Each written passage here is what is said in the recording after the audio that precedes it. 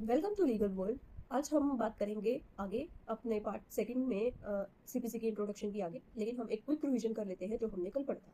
हमने पढ़ा था कि सिविल लॉ क्या है एंड सिविल लॉ क्या है। सिविल लॉ है जो प्रोटेक्ट करता है एक सिटीजन के राइट को और उसको रिलीफ देता है, रेमेडी देता है, दैट इज सिविल लॉ। और उसमें कौन कौन से सब्जेक्ट्स आते हैं वो उसमें आता है टीपीए, सोगा, Indian contract act, family law and etcetera.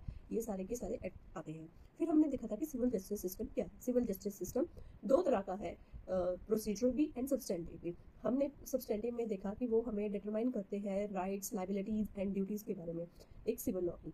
Then हमने प्रोसीजर में देखा था कि एक प्रोसीजर लॉ क्या है, कि एक प्रोसीजर के बारे में बताता है, एक मशीनरी है कि हमारे राइट को कैसे इन्फोर्समेंट कैसे की जाएगी। वो थे हमारे प्रोसीजर में, हमें उसके बारे में पता चलता है। आज हम बात करेंगे कॉज ऑफ एक्शन कि कॉज ऑफ एक्शन क्या है।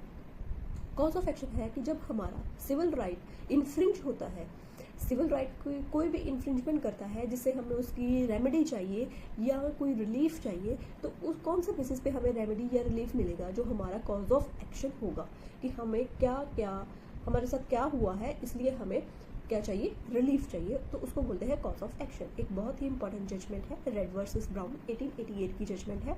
उसमें बोला गया था कि every fact which it could necessary for plaintiff to prove in order to support his right to relief by the court, right to relief by the court, जिसमें plaintiff को approach करना पड़े। एक इस पे एक बहुत ही बढ़िया एनालिसिस किया गया था। किसके द्वारा एनालिसिस किया गया था? एक जजमेंट थी कॉज ऑफ एक्शन के ऊपर, ये बहुत ही इंपॉर्टेंट है, इसमें हमें गुड एनालिसिस मिलता है। इसमें था कि Rajasthan high court advocate association versus union of India. इसमें बोला गया था कि ये सुप्रीम कोर्ट 2001 की है। इसमें हमें बोला गया था कि सुप्रीम कोर्ट ने दो व्यूज लिए थे। एक व्यू लिया था कि रिस्ट्रिक्टिव सेंस में, और एक लिया था एनलार्ज्ड व्यू। जो रिस्ट्रिक्टिव व्यू क्या लिया था कि कुछ मेयर पॉइंट्स के ऊपर बेसिस होगा। एनलार्ज व्यू क्या था कि हर एक फैक्ट नेसेसरी है प्लेंटिफ के लिए, जहां उसे अपना कोई भी फैक्ट प्रूव करने के लिए, एक रिलीफ के लिए उसे वो सपोर्ट करे वो फैक्ट, तो वो हमें एनलार्ज व्यू में पता चलता है कि मीन कि every fact which would be necessary for plaintiff to prove in order to support his right to the judgment of the court. तो सुप्रीम कोर्ट ने बोला कि हमेशा ही एनलार्ज व्यू लिया जाएगा सीपीसी में और इन कोर्ट्स में।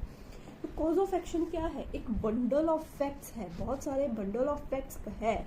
इस पे एक जजमेंट्स के कौन कौन सी हम देख लेते हैं। इस पे जजमेंट है Bloom Decor limited versus Subhash Desai 1994 supreme court. इसमें क्या बोला गया था कि cause of action is a bundle of fact which is necessary for plaintiff to prove in order to succeed to the